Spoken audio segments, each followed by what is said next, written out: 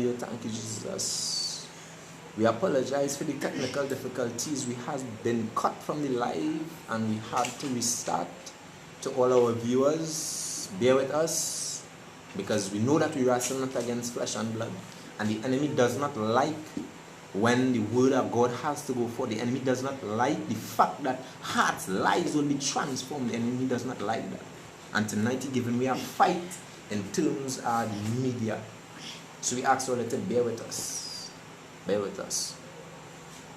So tonight we're going to touch on a topic that we all felt, we all been through at some point in time in our lives.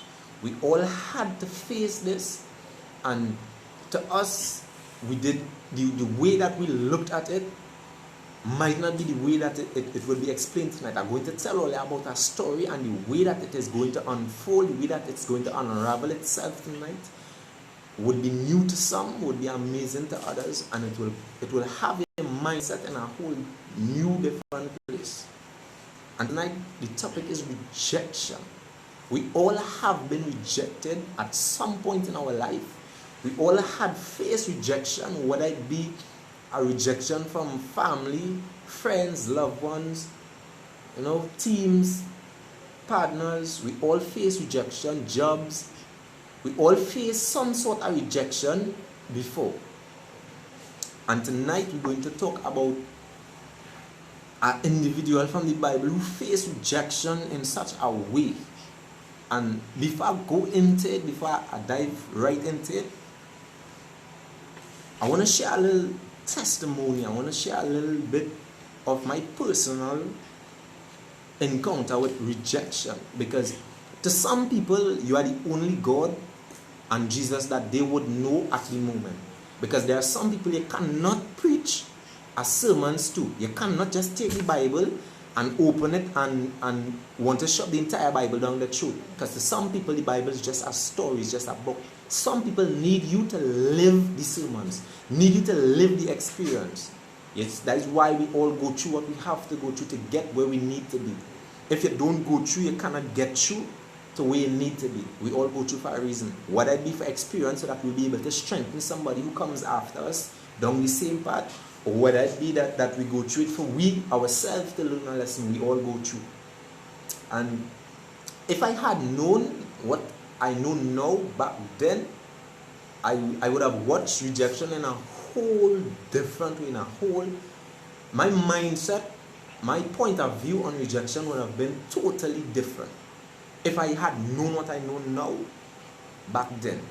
Because all the times that I face rejection when you go to play football and they don't want to pick you on the side, or when people lime in and they kind of like shunning you off in a way, we just fight and struggle to fit in groups. We just fight and struggle to stand out in a crowd where we was not meant to stand out, where we was not meant to fit in, a matter of fact.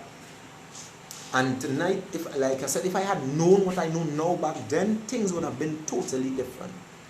My point of view and the way that I view things concerning rejection would have been different. It would have been totally different. Excuse me a minute.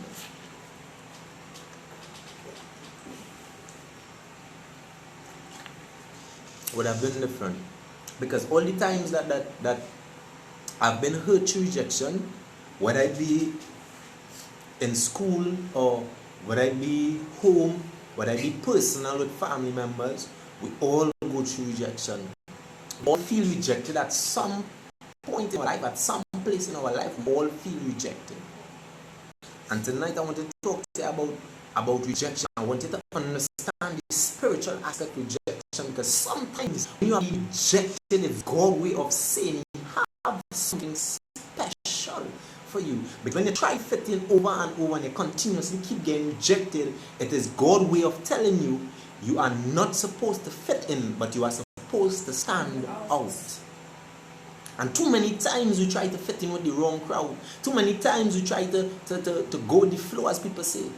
Stop going with the flow. Because the only thing that goes with the flow is a dead fish. And I know it has no dead fish here right now tonight. There is no dead fish streaming right now with us, like no dead fish viewing right now. Stop trying to fit in. Whenever you get rejected from a group, whenever you get rejected from somebody, note that that person or that group that you was rejected from is not where you are supposed to be. When God allows you to be rejected by man, it is his way of saying, I have something special for you. I have something in store for you. I have a greater work for you to do. God allow us to be rejected for reasons. God allow us to be rejected. Because if we stay trying to fit in, we'll end up going with the current. We'll end up going with the flow. We'll end up going with where the people going. Because I will tell you this, to those who don't know, I'll share a little wisdom with you. The kind of people you surround yourself with, the kind of people you gather with, the kind of people you spend time with is who you will become eventually. You will start to become like the people that you surround yourself with. That is why the Bible tells you clearly in the verses, it is written that bad company corrupts good characters. And your character is very important. Your character is very, very important. Stay away from bad companies. Stay away from people that is stagnant, that is not going anywhere. Do not put yourself, do not try to fit in with people that cannot elevate you any further than you are. Because this is, with some people, all they see is what they could see. And the problem with that is, if you only see what you could see, then you're really not seeing.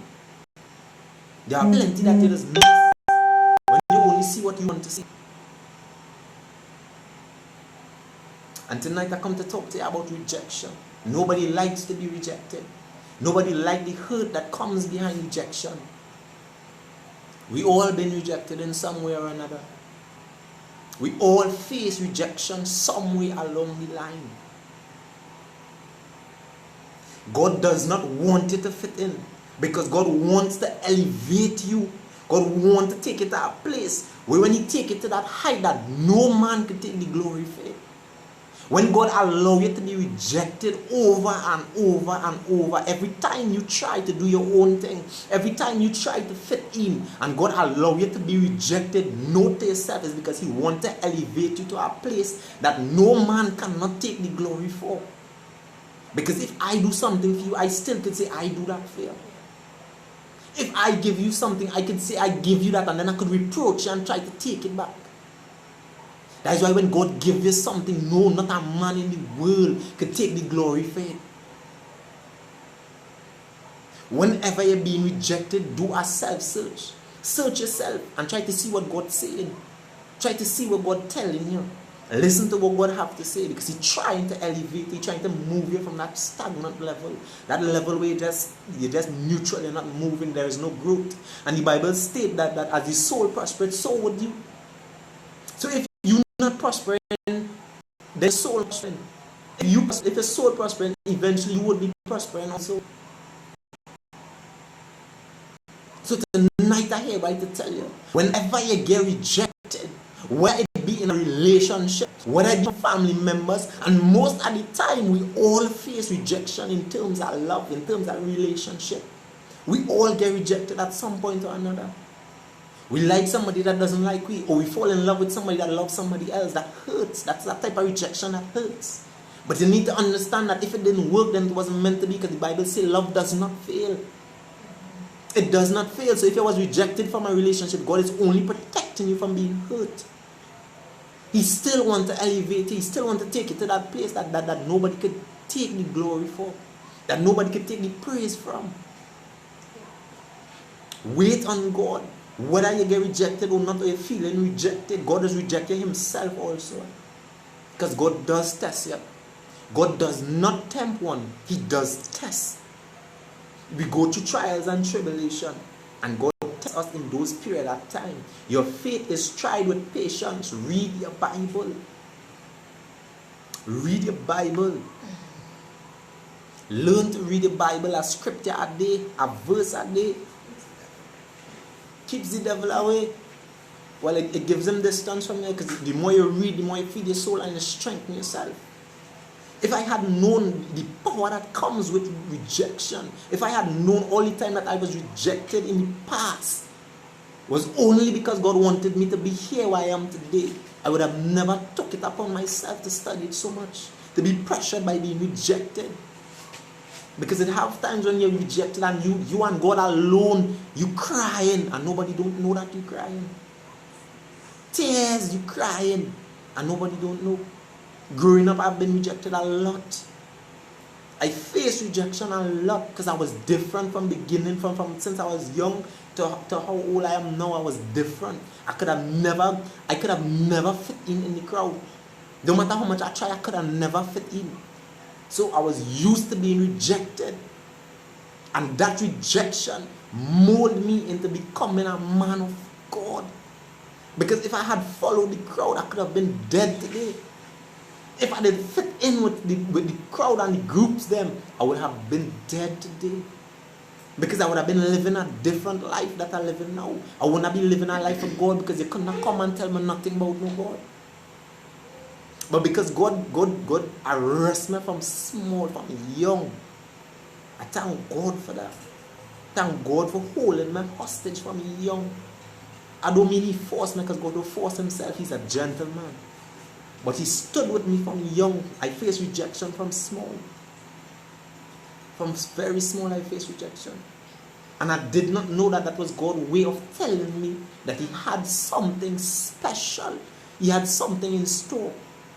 It had times that I was rejected so bad, the pain, the hurt was so, I used to pray to die. I used to want to die. Because I used to feel like I don't have any place in this world. I don't belong in this world.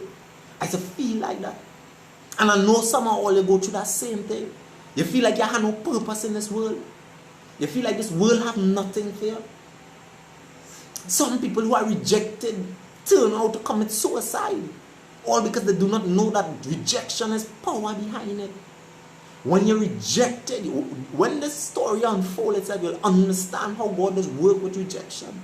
You'll understand how God does really work in mysterious ways.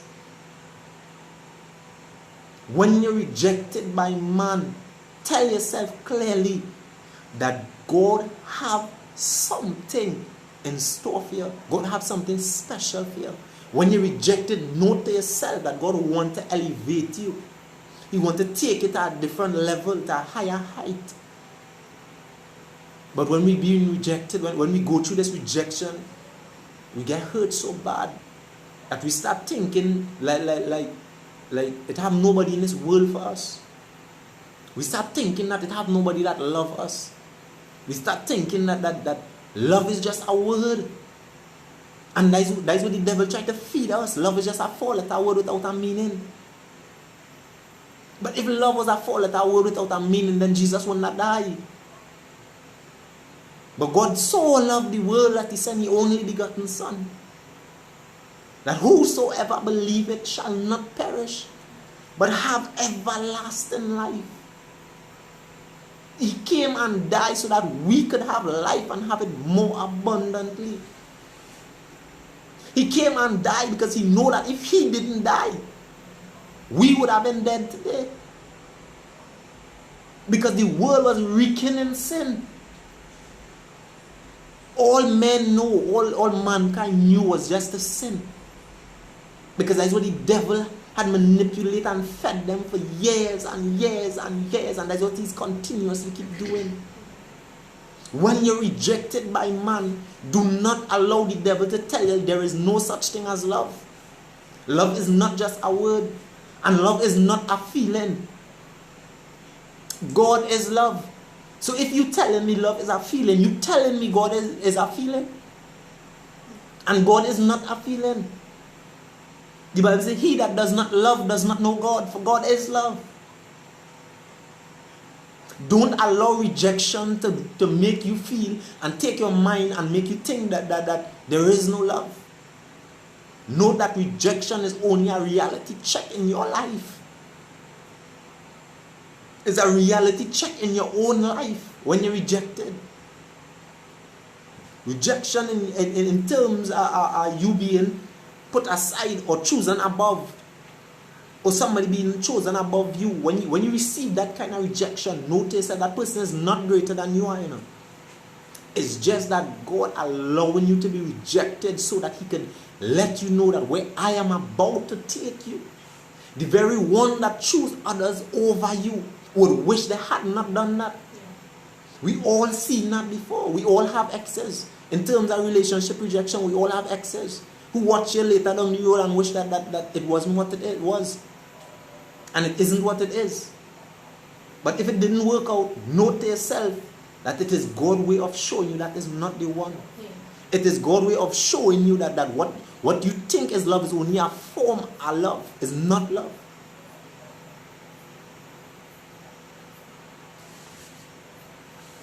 Be very careful how you use rejection. Be very careful in the midst of your rejection, how you use your rejection. Use it as a time to see God. Because when you're rejected by man, sometimes God pulling you closer to himself. Sometimes when you're rejected by man, it's God's way of showing you that you need to connect with him. You need to devote time with him. You need to spend some time with him. You need to build a relationship with him. Because one too many times we catch ourselves with other people and forgetting about God. We put others before God. And for that, God would allow you to be rejected. Because he is a jealous God. He is a very jealous God.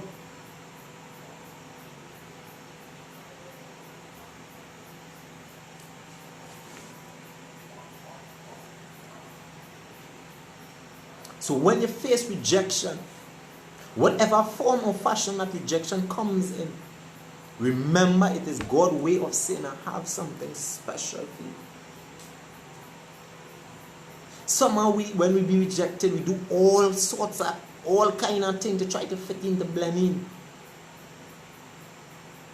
God telling you don't go party, but you still want to go and party because you know it have people there. You want to be seen. You want people to see your skin.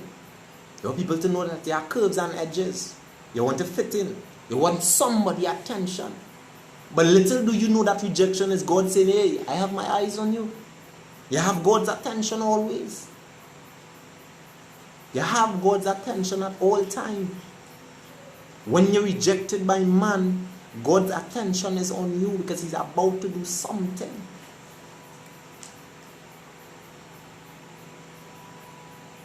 And today, the story that we're going to talk about that pertains to rejection, there's a lot of people in this Bible who walk after God that face rejection. And one of them that we're going to look at tonight is David. We're going to talk about David. We all know David. We know David killed. We know David commit adultery. We know David sinned. He falls short before God. But the amazing thing about David is, even after all he do, God still choose to use him. So if you're viewing this right now, turn to the person next to you or tell yourself that if God could use David or choose David after all that he have done, there is hope for you. There is hope for you and for I. There is hope. And the first thing we can understand is after all that David went through, after all that David did, right? You know, God still said, when you go to Acts 13, God still said, from Acts 13, God said clearly in his words. And we'll have Felina read Acts 13 for you, verse 22. For those who have the Bible, Acts 13, verse 22.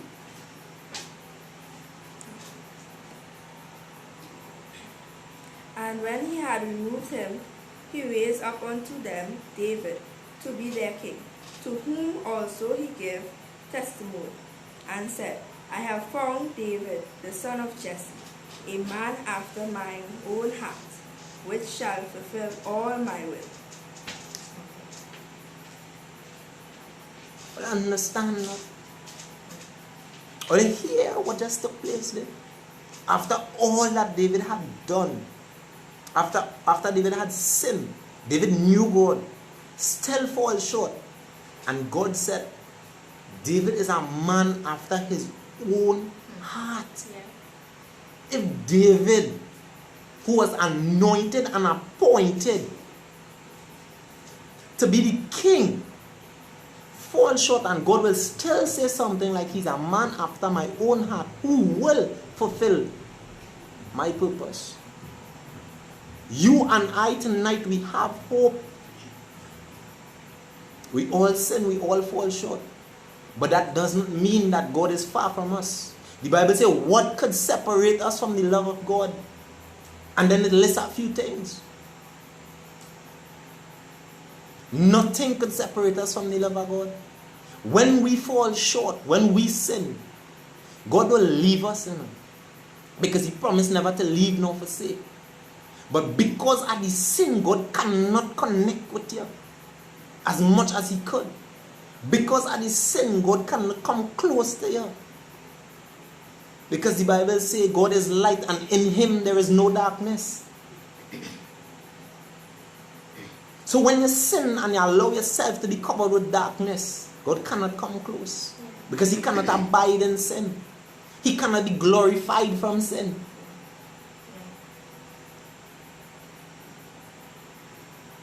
He cannot be glorified from sin. Now, before we dive right into David's story, we need to understand before David became who he was, David faced many rejections. We all go through rejections. He faced many rejections. David was rejected by so much people. If you was in that situation, might have given up. I might have given up too. But David was a man who used to encourage his own self. And we need to encourage our own self at point in times. You need to encourage your own self. You don't always need somebody to keep coming and telling you that hey, you could do better, hey, you could do this, you could that. You need to encourage your own self also. In Christ Jesus, I could do all things. I'm going to look at the story of David from 1 Samuel 16. For those who have the Bible, 1 Samuel 16. Verses 16, from verses 6 to 11. David been rejected.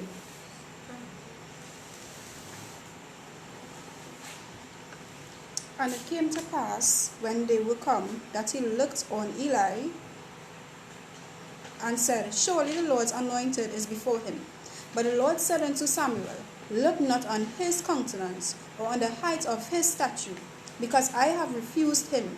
For the Lord seeth not as man seeth. For man looketh on the outward appearance, but the Lord looketh on the heart. Then Jesse called Abinadab, and made his pass before Samuel. And he said, oh, it's from chapter 6. Okay, right. Abinadab. And he made him pass before Samuel, and he said, Neither had the Lord chosen this. Then Jesse made Shammah to pass by, and he said, Neither had the Lord chosen this. And again Jesse made 7 of his sons to pass before Samuel. And Samuel said unto Jesse, The Lord had not chosen these. And Samuel said unto Jesse, Are they all thy children? And he said, There remaineth yet the youngest, and behold, he keepeth the sheep. And Samuel said unto Jesse, Send and fetch him, for we will not sit down till he come hither. Now I want you to understand something about this entire thing. This was the first time David was rejected by his own family. By his own father, he was rejected.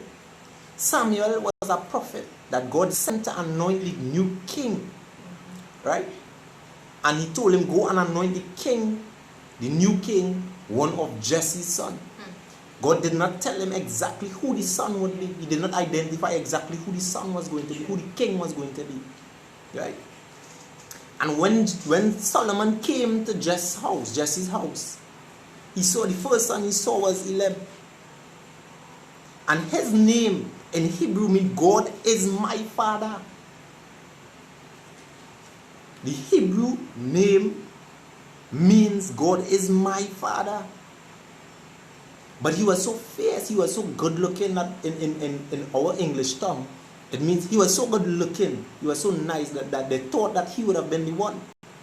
And then God had to let them understand that he don't see like man see. God do not see like we see. We judge the outer appearance. But it's the heart that God deals with is the heart God sees. It doesn't matter what you look like. It doesn't matter what your physical look like. Because there are some people that are very attractive and beautiful and handsome looking, but their heart dirty. Yeah. Their heart very ugly. Their heart wicked.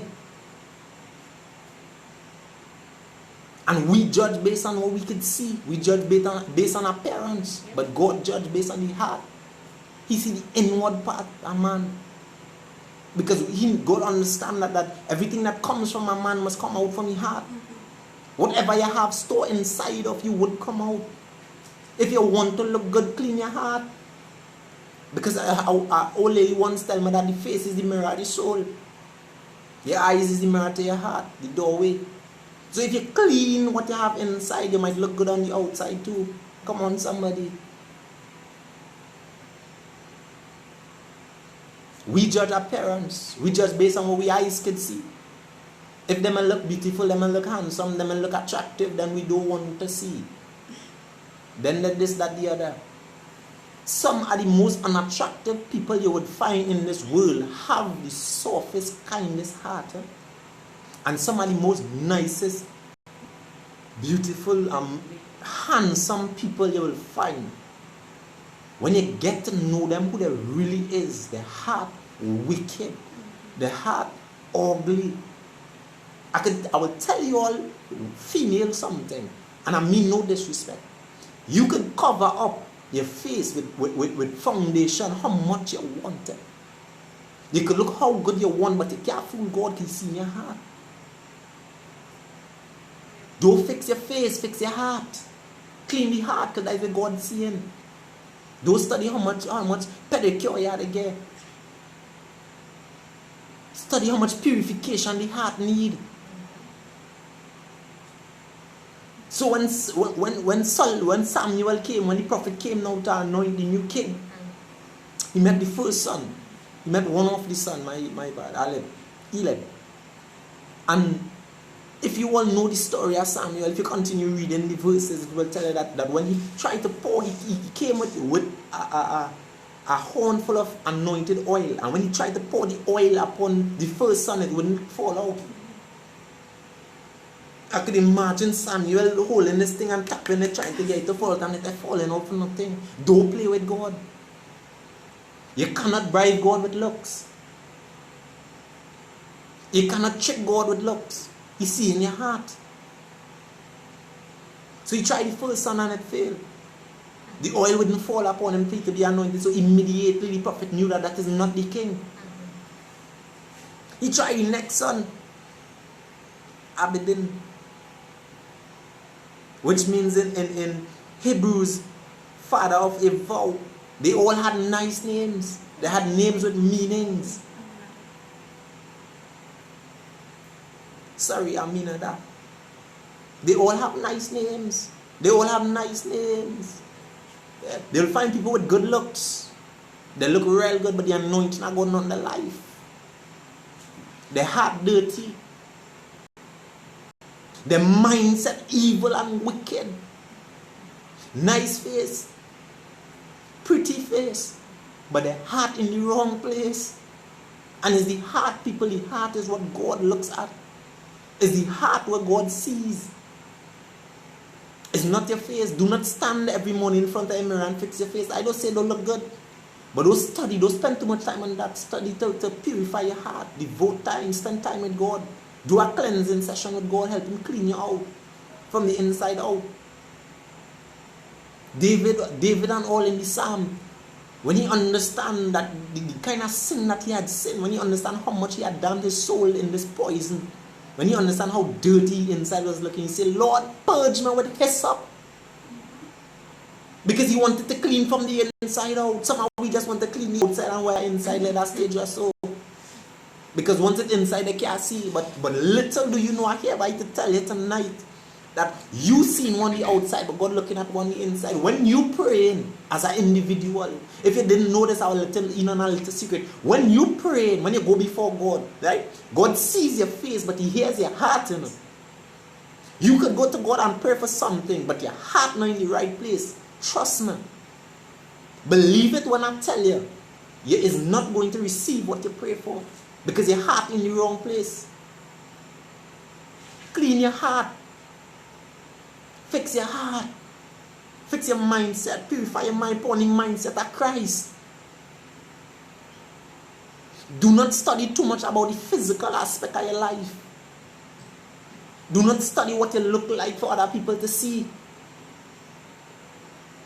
Study that at the end of the day, I might look good on the outside, but God see in the inside, and if that ain't good, me ain't good. Amen. Come on, somebody. Let we be real here tonight. How much are we to study to clean the heart? How much are we to focus on purifying the inside, the part that actually matters? When you face judgment, God is not going to see, well, I realize you was real good looking in this life, you know. I realize you look real good. Well, here one now, because you're so nice, you have a place in heaven. Hello, somebody. When you look at the works of the heart, when you look at the things that you do that came from your heart, you could be a giver, you could give how much you want, but if you're not giving from the abundance of your heart, you're wasting your time. If you're giving something with one hand, but you want to pull it back with the other hand, better you do not give. We're still on rejection. We're talking about David being rejected. So when he tried the second son now with the oil, he tried to anoint the second son with the oil, but the oil wouldn't come out. I can imagine they try out people, we take a spoon and try to dip it out, but it wouldn't come out. Don't play with God. It's not who you want to be king, you know. It's not who you want to be a pastor or a preacher or a prophet. It's not who you want. It's who God chooses.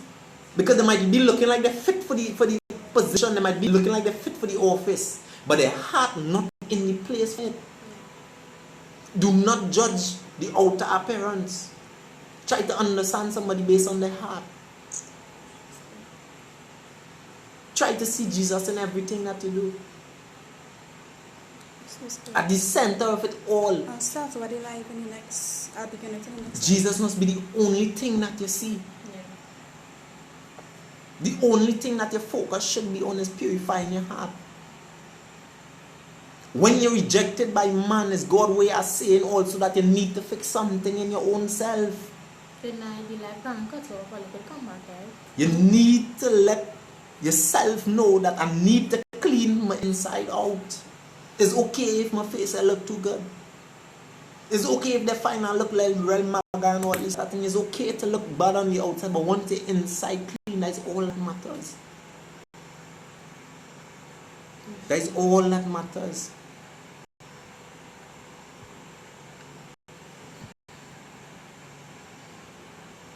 And then he went to the third son. The other son, he went to the other son. Because Jesse had 7 sons. He didn't have 1 son, he had 7 sons.